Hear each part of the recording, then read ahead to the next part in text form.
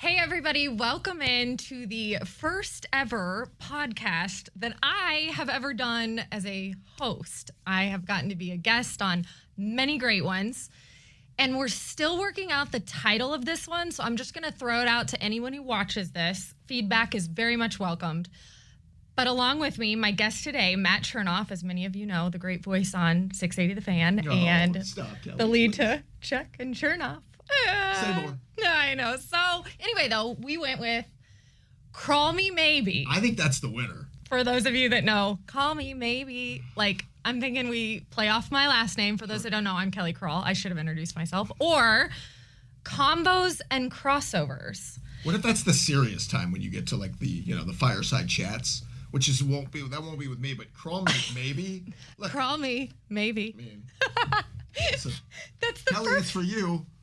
And that is the perfect lead. The thought behind that title is exactly what Matt just did. So many of you know Matt, the man behind the mic, or I'm thinking on this podcast, we bring in athletes and you think about the human behind the jersey, or just really cool people in the community. So who is that person behind their fancy title? All of that and more on this podcast. That's what I'm thinking. Cool conversations that you get to learn about them, not what they do for a living. Am I going to cry? No, I don't think so. Okay. But the first part of each one of these podcasts, I do kind of want there to be a theme. And the thought to the theme would be Call Me Maybe. I'd love to have my guests as an icebreaker and get us into that human conversation. Matt, will you pick up the phone and call 10-year-old Matt Chernoff? Hold on, it's a rotary. Do you remember your number from back in the day? I know, same. 770-396-1079. Well done. Yep, thank you. I mean, we don't really have landlines anymore, so No. I hope that's no one's phone line, but it would be funny if it was.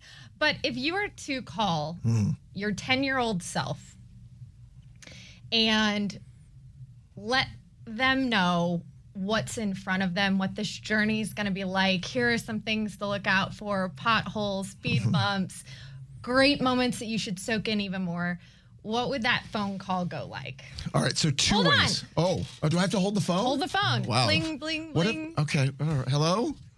Oh, it's Matt. Hey, how are you? See, but I would have been Matthew at that point. Oh, so you yes. did go by Matthew. I did. Well, my mother was very clear when friends would come over and ask for Matt. There was nobody by that name because do I have to hold this? No. And she named me Matthew. But here's what I would say, and you're going to laugh at this, and it's very dorky, and I've told it before. I was about 10 or 11 years old, and I wrote my mother a note. This is 1987, and I signed it when I'm working on the radio. I don't know why I want to do radio, but in 1987, I was like, I want to do radio. So here's the autograph, Mom. When I make it, here you can have the autograph. And she saved that till she died. So at 10 years old. I am going to cry, Kelly. No, that wasn't the point of this. At 10 years old, though, you had already thought this was the industry you really wanted to go into. I didn't know what sports talk radio was, but I just knew there was something, I don't know, about the radio or intimate or the voice that was coming out of the radio. Something always appealed to me. And like every dorky kid, it was falling asleep listening to baseball games, right? On AM radio and hearing those voices come out. It always appealed to me. Everybody would say to me as you go along the journey, and I bet you're the same way, knowing now what I know, I wouldn't have gone through it again because you make no money and it's awful hours and who knows, you get lucky enough to make it. But they would say, what was your plan B? I said, I didn't have one. And maybe that's why I'm in the position. There was no fun. Now, would I have had to figure something out? Yes. But everybody says, have a backup plan. I had no backup plan. I have no other skill set. I don't know that I could do anything else. I have no idea. Not true. I don't think I could do anything else. Humble, but hold on. If you're not watching this, if you're listening, I'm wearing shorts and a sweatshirt to work. Yes. I mean, I can't do anything else. Does it get any better? Yeah. Now, you mentioned, I think it's always fun with people who did make it work in this industry, especially what you just said about where you start, the grind behind it. What was your first job in the industry? And if you don't mind sharing the salary and what the responsibilities were, because these stories always fascinate me. So I'll give you two answers, though. There was a summer when I was 17 going into 18 where I worked at a Christian radio station to get an idea what it would look like. So I won't count that, but I'll give you a quick story. That's cool. So it was on Mountain Industrial Boulevard here in town. It was a Christian radio station, 1010 WGUN. And they would play Christian faith-based, like recorded programs throughout the day. So I would, on the weekends, work 6 a.m. to noon. And I would run the board. And this is like old school pots on the board. Nice. And you had to call a number to turn the transmitter on. I'm talking like it was in this little house in the middle of nowhere. And I remember they gave me a quick tutorial on how to work the equipment. Right. And this is like reel-to-reel old school radio. Yes. So it's about 6:30 on a Saturday morning, and I can't get this reel-to-reel to function. And I'm trying to hook it up, and nobody's here. And I'm like, who the hell's listening to this right now? So I pop a tape in, and I think nobody's going to know. I get a call from this old general manager at the radio station on a Monday. I'm at school, right? I'm a senior in high school. He says, I need to see you later this afternoon. I said, okay. Drive out there. I walk in his office. He goes, you cost us $800. Because the preacher, whoever was who bought that time, tuned in to hear his sermon, his show, and it wasn't running. So that was a disaster, but I learned how to work a board that way. And learned the number one rule in the industry is always the bottom dollar. The bottom dollar, and lie until you can, prove you're not going to get caught. Fake it till you make it. So then I'm in school. Then I'm at school at Georgia State. I'm waiting tables. I'm doing all the things that kids do. And then I start interning at a radio station in town called 790 The Zone. Startup, walked off the street and said, what can I do? And just got my hands dirty doing it that way. Now, by the time I finally got paid, yes. You ready for this? This is why you want to get into this business. I made $7,000 my first year. So whenever I get an intern coming into the radio station now and they say things like, when do you think I'll get paid? Say, I don't know, but it's probably going to take a minute. And when you do, it's not going to exactly buy you a boat. So, here's the deal that I've told people. It's the most fun time in my life. Made no money, worked 2 jobs, going to school, doing all the things that you do, but you don't think about money when you're that age. You think about trying to get your foot in the door and let me get on the air and let me work weekends and let me work at midnight, let me do whatever. It's the most fun time. Because when you get to a certain level, it does become about, I've got family and money and healthcare and jobs and all the things that adults think about. You don't think about that in your early 20s. So would I do it again? No, but God, it was a fun run. And everybody else at that level is scrapping by just the same. So you have this feeling of unity and family. We're gonna figure out a way to make this work. But when did you feel like, in your own way, whatever year it was, however old, when did you feel like, boy, I've made it? I don't know that I ever have. No, I'm listen. What? I will give you the God's honest. There is imposter syndrome that is real. One of my questions to you. The way people see you is not the way you see yourself. I always will wait for somebody to walk in and go, you fooled us long enough. I mean, when you work at one radio station for a while, you think, well, it's maybe just them who like you. Then you get hired at another place, you're like, all right, I fooled somebody else. Then you get a national show or you get TV and you're like, why are all these people falling for this? That I don't think it ever feels, I don't even know how to say it, real enough where you're like, oh yeah, I'm good, kick my feet up, I've made it. I don't know that I've ever gotten to that point. That's what makes you so genuine, I think. Fear. No, and authentic. Or maybe because this is an industry of subjectivity. Because the one person who loves you, there's that many more that can't 100%. Stand you or whatever else. But so would you say to people who listen in daily to you, do you think you're the same person on air as you are, like, sitting here with me a little bit? I mean, we're kind of on air, but so when you go home, kids, all the stuff, like, are you the same guy? I try to be, but it's an embellished. Yeah. Right? I've never, you and I have been away from a microphone together. I'm much more quiet. I like to the point where sometimes, like, Matt, speak up, right? Because you're on a mic and you're loud and you're just doing all the things. That, am I the same enough? My kids will make fun of me because they don't care what I do, which I love. My daughter's like, you talk about boring sports, I don't care. Her friends' dads are like, oh, I heard your dad. Enough, she didn't care. So it's great that they don't care, but they will make fun of dad's putting his radio voice on. Oh, you're putting your radio voice on. Look, I don't know. I think I sound like this. I don't know. But am I the same enough? I think the great thing you get to a point with is you're comfortable enough to show your flaws to people. Mm-hmm. I used to be so bothered if I made a mistake or if you showed a personality side that you didn't want to show. Now I'm at the point where it's never perfect. It's never good. I've shared personal stuff with the audience for 25 years of parents passing away, getting married, getting divorced, having kids fight with you. It's all the thing everybody else is going through. That can you feel vulnerable enough to share it and not regret it?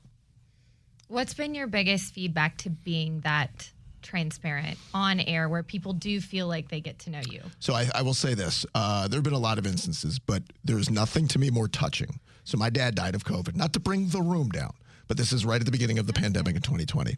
And I was on the air because you couldn't see your family if they were in the hospital. So what do? I was like, I need to work. I'm just one of these people that I need to distract myself. I need to work. So I didn't say anything except to my coworkers, hey, my dad's in the hospital. Let's go on with the show. If I have to do stuff, we do stuff. So, you're distracted. You're going through it. My dad passed away on a Tuesday or Wednesday. And I was back on the air a day or two later. I'm sitting in a house. You can't go anywhere. You can't do anything. And I think it was one of the first times, or maybe the first time I ever cried. You're talking about the incident, you're talking about the story. And the feedback I got from people on social media, Matt, I don't know you, but I feel like I know you. Yeah. You've been in my car, you've been in my office for 2 decades. And that, to me, I'll never forget that. I will never forget the way that they presented how they felt about that story. Because everything that we go through, we're the same. I have a microphone. So what? Every one of us goes through our kid throwing a fit at a restaurant. I'm trying to get to a baseball practice, so I'm driving through a drive-through to get food, and God, am I being judged for not giving my kid healthy food, right? Am I, doing enough between measuring? And I will be honest, part of my personal life issues is a balance of work and kids and household. And I used to hear you're not here for the kids enough, and it's a hard thing to try to, let me get to every event, let me try to balance it with work, because you got your bosses going, you can't miss this. And you've got your family at home going, we need you for that. It's always going to be a struggle that everybody goes through. So I think it's incredibly relatable because it's just what everyday life is. That's a great point. In any industry or job, that work-life balance is hard to find. And the fact, though, that you're putting it out there for everyone to relate to is what makes it different. I mean, somebody gets to hear somebody else say they've gone through this or they're going through this. Kelly, let's just be honest. Matt's life has been a shit show. So listen, if I can share my shit show with people, can I say that? That's what this is all about, sharing the shit show. There you go. Welcome to the shit show. This is about getting to know. I know you've shared a lot. I'm trying to maybe open up even or pull back the curtain even more to really how authentic you are. And my hope is I get to do this with all the guys. Who do you think is going to be my toughest of the on-air guys? Because then I'll also go to the office, because I think it's really cool to get to know the people behind the scenes here who nobody really knows. And as I work through the kinks of figuring this all out, then I'll start also talking to the athletes that people want to get to know more, or whomever else. But as far as our on-air guys go, who's going to be my toughest to open up? I think I already know. Name rhymes with Chuck Oliver. You got to have human Chuck's emotion. Gonna say, I'm good, Kelly. Thanks, but no thanks. I hope everybody, I think we've all done this long enough that you're able to show vulnerability. Like today is a perfect day when we recorded this.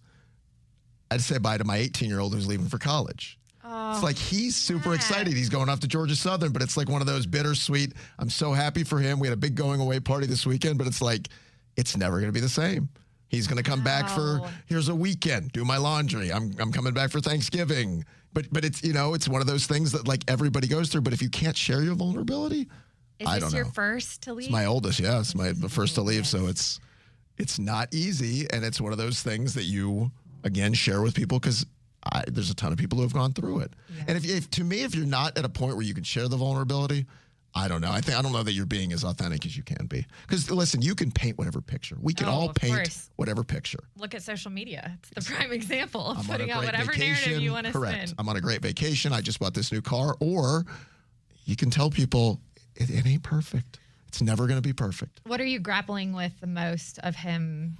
Is it just not having the personality in him and around? Is it the thought of, now he's got to figure this out really without me? What parts of this are hard? I think all of it. Yeah. I think it's you hope he figures it out because we can't control. You hope you did a good enough job. And I look at him and I'm like, what a great kid. He's just chill and laid back and he deals with stuff. But now he's going to have to deal with real life of, I don't have to go to class. Nobody, remember that? Nobody's leaning over me that if I don't, when it's Monday morning, we joked, he has a 4:50 p.m. class on Tuesdays and Fridays. I said, Jake, 4:50 on a Friday? How's that going to go? You might want to go talk to your counselor ahead of time.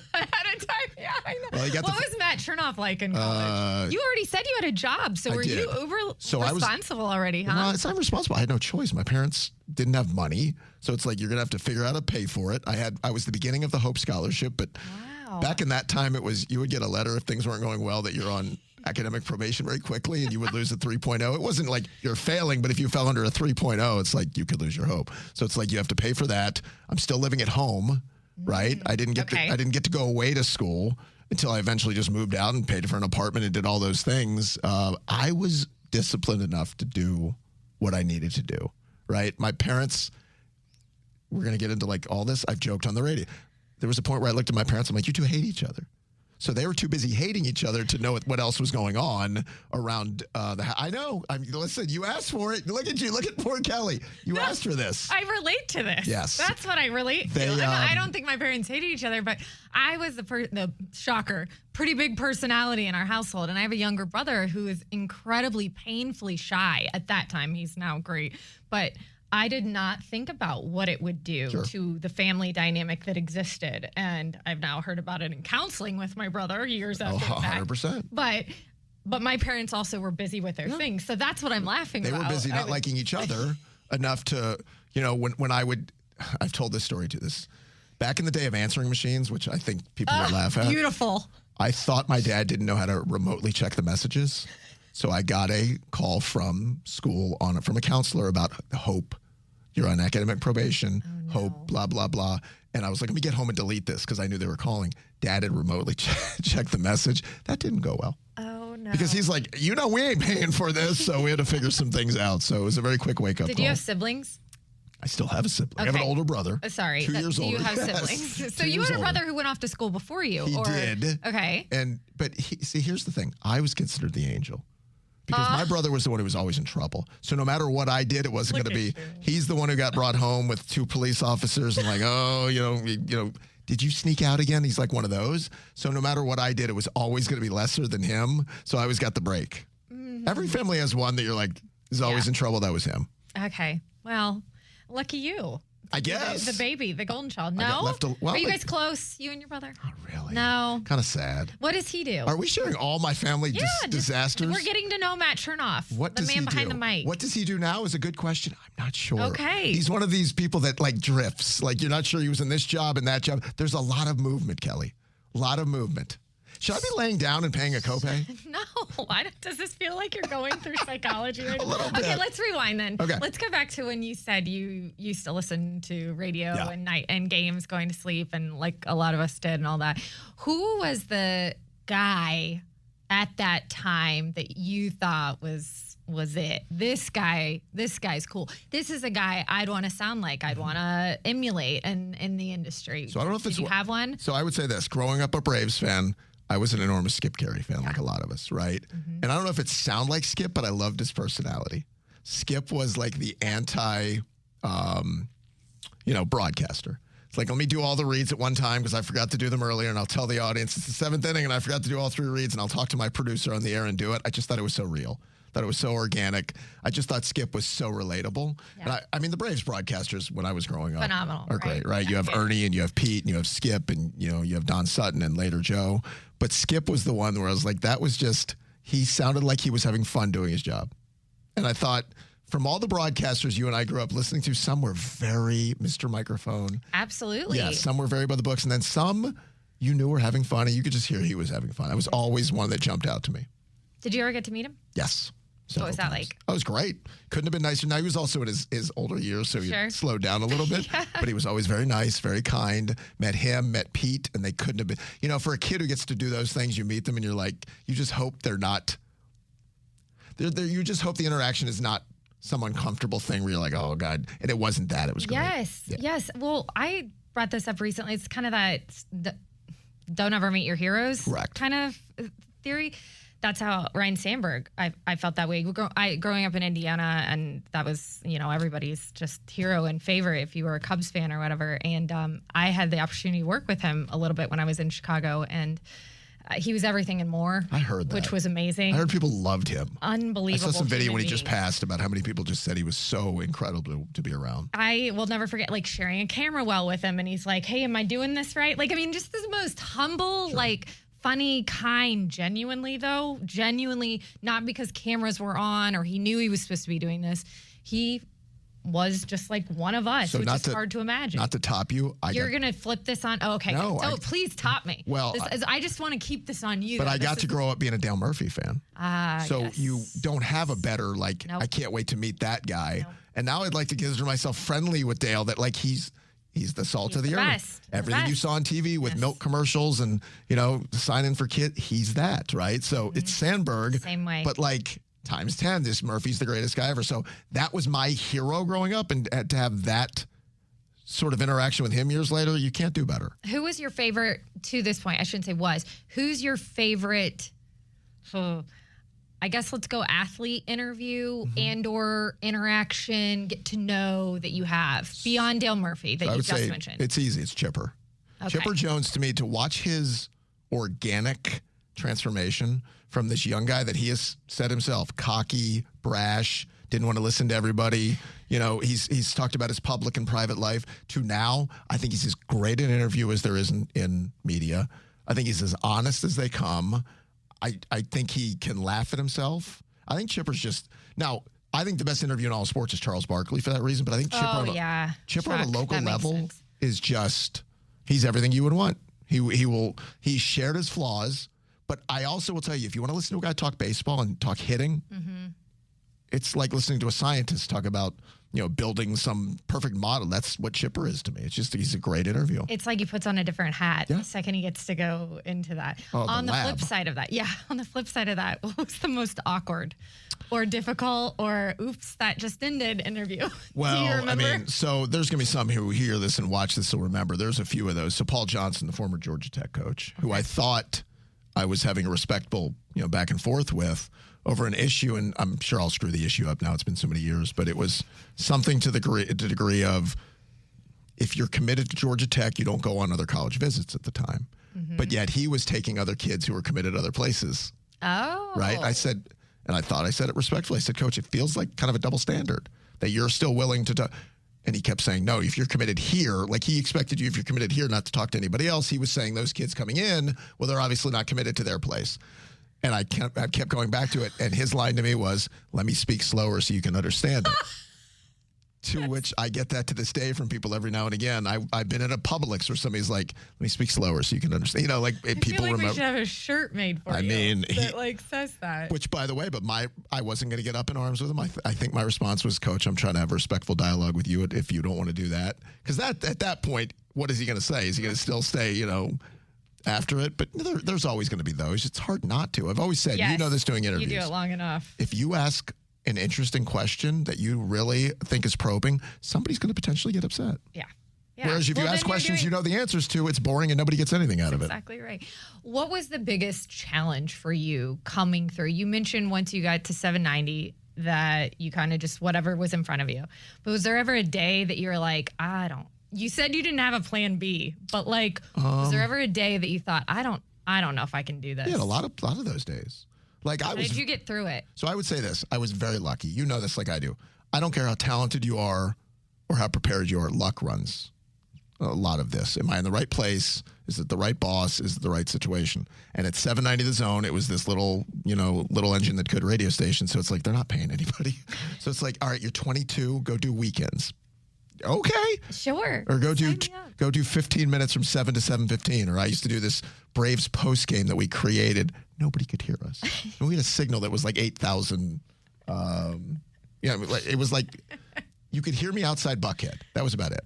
But yeah, you have plenty of those because you're like, even when you finally get the call that you're getting an everyday opportunity, you still don't know if it's going to last. And then you get fired. Yeah. Anybody who's ever been fired, then it's like, oh God, I got to do it again. I got to try to get back in. And you go through all the same emotions all over again. Who is your biggest cheerleader through all of that though? Because everybody's got their person, right? The person they feel like they can be vulnerable to, they can call in those moments and air out however. So professionally or personally? Personally.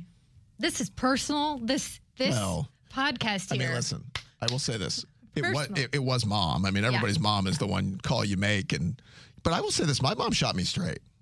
It was like, listen, I'll be your cheerleader, but I'll also tell you to buck up. You got to figure this out. You're an adult, and it's like you can wallow for a little bit, then you got to pick up the pieces and go. So she was that balance of, I love you, and I'm going to tell you that, but you got to figure it the F out, and that's appreciated. But here's the deal. It's a different generation, right? I do that with my kids, and they look at me and, what? Wait a minute, we're supposed to be gentle parenting. It's a very different scenario.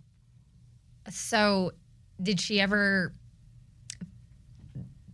maybe in her pushing you the right direction think or tell you that she wished something else besides the career path? Never. No. Never. She knew I loved this. Yes. She knew what made me happy. Yeah. That was one thing. It was never go into, now she joked when I was a teenager, she's like, if you'd like to be a plastic surgeon, listen, by the time you're a certain age, I could use some, facelifts. But no. Your mom and I would get along. She was for tremendous. Sure. But she never. No, she knew I loved what I did, and no, never would push anyway. With that being said, someone who's sitting in your kid's shoes or whatever comes up, I want to do what you do, Matt. I want to be you one day. What piece of advice would you offer up to them? I don't know that I would tell them to try it. Really? Because you and I both know how small a chance it is to get anywhere, right? I would never tell them not to do it. Sure. But in the back of my mind, I'd say, have a plan B, which is the ultimate hypocrisy. Because my oldest is going to major in communications, and he wants to do something in sports, something in media, but he's not sure exactly what that looks like. But I don't want to ever diminish any of a hope or a dream that my kids have, but you also in some kind of very quiet way want to say it's a very small percentage chance that it happens. So, but when you really want it, like you said, you're really, that's in one ear and out the other when people try to tell you that, right? I would never tell, like if my oldest came to me and said, I want to do this, I'd say, go for it. But there's a reality that something on the other end doesn't look like you think it's going to look. Sure. So I find myself not knowing how to best direct people anymore in the industry. There used to be almost a formula of start out in a small market, start out at a small station, work your way up, make your mistakes, get to these bigger markets, and so on and so forth. Eventually get your agent when you can pay them 10%, which no one wants to do when they're not making pennies on the dime. Or don't get an agent. Yeah, or don't.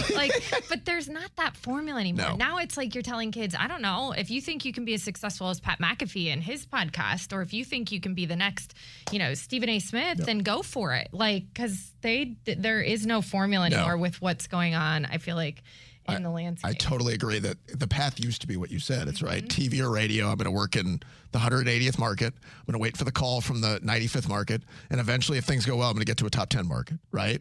But now somebody with a microphone and a camera is recording a podcast. And for whatever reason, it picks up steam. And the next thing you know, they're on the rocket ship. And the rocket ship takes off quickly. How that happens? So I took my daughter to a show recently called the LOL Podcast. You're not supposed to know it. I didn't. But it's these 5 or 6 kids who are now in their early 20s and literally just set up a camera and started recording a podcast.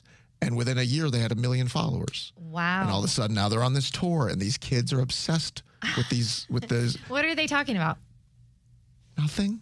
Nothing. We went to the show and it's like they have a chit chat with each other about normal everyday things. And then they find entertainment in the show. There was a music number and there was a magic act. Now they did this for the show, but Zoe tells me for the LOL Podcast Weekly, it's just them on the couch just chatting. Why did it pick up? I love it. Who knows? But that's what your point is. There's no path. It sounds like, obviously, I know with the kids, for you spend a lot of time, but on the weekends when it is not sports and it is not studying, it is not watching games, all this, what is the Matt Chernoff weekend look like? I mean, I'd love to know what one of the. Can I tell you what I've gotten into? First of all, I'm a pickleball freak now. What? I love pickleball. Oh, we could have done a whole podcast on that. I don't know why. I'm not sure how I feel about this because anymore. I'm old. We were friends. Oh, really? No pickleball? I'm still really hardcore into tennis. Would you try it though? Yes, okay. I have with my almost 80-year-old dad. That's my point. So tell me about pickleball. My 18-year-old son and his 3 friends, I'll go out and play with them. I believe we'll play 7, 8, 9 games. I love that. Now, I'm old. All ages are playing this game. They love it. So I think I know you're a tennis snob, and I respect that about you. I can't play tennis. I used to love tennis. Do you know what that would do to this old body at this point? It would break. So pickleball works in a way now that I get out and obsessively play. I love it. You do. Outside of that, I tell my kids, embrace boredom. Because there's not many times in your life where you have an hour just to not do anything. That hour is you ever get to that point where you sit down on the couch at about 9:30 at night and you're like, it's pretty good. And I've got a whole plan of what I'm going to watch and what I'm going to do. And at 10 o'clock, I nod off. Or I sit there and be like, man, I remember when I used to be so upset my mom would put me to bed at 8:30. If only now I had to go to bed at a certain time. Sorry, doesn't matter how much work's left. 8:30 it is. Listen, your bedtime. Your bed is a safe space. I said to my kids, if you want to ground me, I'll go to bed. I'll be fine. I have no problem with it. But I'm a great couch sleeper. Really? Oh. And do you feel like when you wake up, you just re-energized, or do you No. feel like there's like a No. pain in the Kelly, neck, or I haven't slept great in 25 years. I'm not a good sleeper. you and half the people Right. here? I might have signed up for the wrong place. I don't know. Well, see, here's the deal. I can fall asleep with the best of them. No problem. Just really. I wake up like, every 3 hours. It's like, you're just up and you go back to sleep and you try to play that game. But falling asleep, I can be on my couch and I'll do the thing where I lie. I didn't fall asleep. My kids love that when I'm like, you were sleeping. No, I wasn't. We heard you snoring, Dad. Oh, the remote falls out of your hand. It's like every bad And that's picture. what wakes you up when it hits Yes. the floor. So I was having this convo with, was it Nick maybe, about the Aura Ring? Have you gotten one I've of heard these? about this. Does it work We need well? to do this. Yeah, we Measures can your sleep end on and- this. Yes, I'm a big proponent. Maybe it's a sponsor for the show. Sure. But this, everything. Like right now, I would know my resting heart rate if Yeah. I just went to the app, Sure. and it would tell me how I slept last night. So opposite of you, what I didn't know was this is gonna make me sound so dumb, but here goes the latency is how long it takes you to fall asleep. I believe that. So you have a fairly quick Sure. latency, it sounds like. I If guess. you're tired, you fall asleep. I'm good about I need a dark room if I'm really in bed and doing all Okay. that stuff, no TV, all that other thing. But the weirdness is I can fall asleep on the couch with the TV blaring.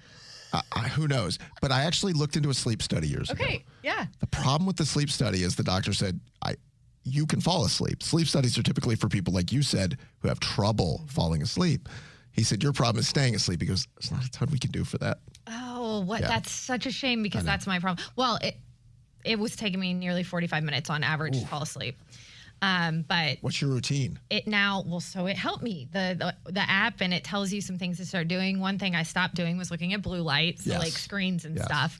I've gotten better about reading before bed, but also just winding down for me with stuff. Like for a long time, as you well know, like I was needing to be like at my peak best at 10 p.m. Which the body's not, On that's air. not normal. No. And so by midnight, I was maybe finally like at a point where I thought, okay, yeah, I'm ready to go to sleep. And so, yeah, when my girlfriends would call me at 7 a.m. taking their kids to work and be like, why aren't you up yet? Because I sleep till 9 or 10. Like, you know. You're on a different schedule. That's like all I can. But now it is the waking up every like 3 hours. So I got to fix that now too. I always say Figure you that out. sleep like a baby.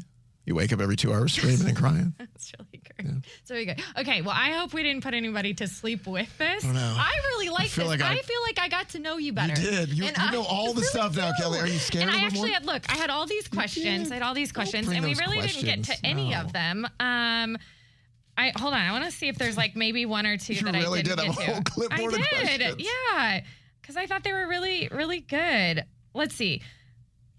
Oh, a rapid fire. Can we end with rapid fire? Rapid fire. We're ending with rapid Yes, fire as rapid everyone fire. gets to know Matt right. Chernoff Okay. here. Favorite Atlanta restaurant? God, I'm not a big dorky foodie. Not either, really. Yeah, I don't do, like when you have kids, you stop going to fancy restaurants. I would say this, give me the around the corner Mexican joint. Yes. But like where I can get a combo 13. Like I don't do, you stop going to nice places when you have kids. I hear that. I hear that. I'm the same way. I would have thrown out like same. Yeah, same Yeah. Mexican pretty much. Last show you binged. I just watched, was it called The Good Sister? Or Yes. The Better Sister? Jessica Biel. It was so good. You liked Have you seen it? that one? 8 episodes, really well done on Amazon. Well done. Okay. They tried to ugly up Jessica Biel. It didn't work. I know she makes a mess. everything look good. Okay, one thing in your fridge right now you'd be embarrassed for people to see. Oh, I have a thing of tuna that I realized has probably been sitting there for a while. I saw it again today, and I'm like, I have to throw that tuna out. I do. It's just been, I told myself I'm going to start making tuna. You know, you go through like food moods, and the tuna's been sitting there. I'm like, I got to check the date. Yeah. In like rip packet in the open can. Rip packet. Oh no, Matt, that's Matthew, as your mom would say. Listen, That is gross. This is what happens like when you're divorced and you're like trying to figure out food. You got to you make stuff that works. Okay. All right. On that note, send Matt some things that work, and also send us thoughts on Crull Me Maybe. Yes, with the thought of the phone call. There should be no other name. Did you name. like the phone call? I think, listen. You it's didn't a want to prop. really tell your 10-year-old self what life was like. Wait, hold on. Oh, it's for you. No, I can tell my 10-year-old anything. We had one of these phones in my kitchen that hung on the wall. But was it long? It was. Not yes. yes. Yeah, yes. It was the rotary that you pull, and you can literally hang up on somebody, like throw the phone really. down. Okay, so Crawl Me Maybe, or what did I say? Convos and crossovers. I kind of like both, but I like the call idea. So I just think there's a sponsorship opportunity for you. I think so. Yeah. Okay. And that's really what it's all about. No, thank you for doing this. Thank you. And for being the guinea pig for Glad to do episode it. number 1 of Crull Me Maybe.